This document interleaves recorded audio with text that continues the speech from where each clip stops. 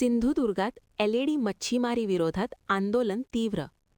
सिंधुदुर्ग जिल्ह्यात गेल्या काही वर्षांपासून एलईडी मच्छीमारी करणाऱ्या बोटींचा धुमाकूळ सुरू असल्याचा आरोप करत मच्छीमार संघटनांनी आंदोलन छेडले आहे. या आंदोलनाला पाठिंबा देण्यासाठी शिवसेनेच्या वतीने मोर्चा काढण्यात आला. गेल्या 8 दिवसांपासून सुरू असलेल्या या आंदोलनात एलईडी मच्छीमारीवर कठोर कारवाई करण्याची मागणी करण्यात येत आहे.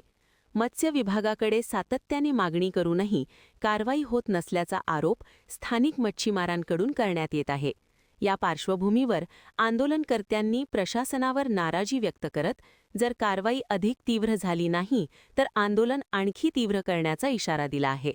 तसेच एलईडी मच्छीमारीवर बंदी असतानाही किनारपट्टी भागात बोटी कशा येतात आणि त्यांना कोणाचे पाठबळ आहे याचा शोध घेण्याची मागणीही करण्यात आली आहे. गेल्या 8 दिवसात 13 बोटी पकडण्यात आल्याची माहिती समोर येत असून आधी 7 ते 8 महिने कारवाई न झाल्याचा आरोपही करण्यात येत आहे.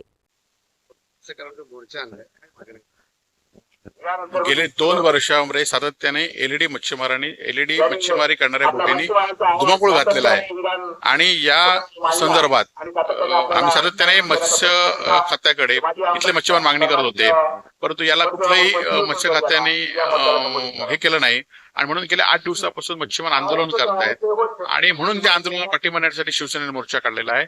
आणि जर या संदर्भात कारवाई तीव्र झाली नाही तर आम्ही ह्याच्या स्वरूपात जास्त आंदोलन तीव्र करू. आज जर आपण पाहिलं तर मुख्यमंत्री आणि बरेचसे मंत्री जे येणार आहेत, मच्छीमारांची मागणी नाही, खरं तर आम्ही माननीय मुख्यमंत्री, माननीय मत्स्यमंत्री यांच्याकडे आम्ही सकारात्मक अजूनही आहोत की तुम्ही ह्या एलईडी धारकांना बंदी असताना किनारपट्टीवर कसे येत आहेत आणि त्यांना सत्ताधारी कोणाचे फोन येत आहेत, कोण त्यांना माठीशी घालायचा तुम्ही मागोवा घ्या आणि ह्या मच्छीमारांच्या विरुद्ध कारवाई तुम्ही तीव्र करा.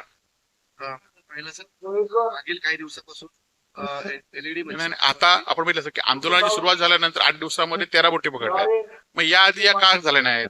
7-8 महिने ते करत होते आणि त्यामुळे या सगळ्या विरोधात जे काही हप्ते सुरू आहे ती थांबली तरच हे आंदोलन, तरच ही कारवाई तीव्र होईल.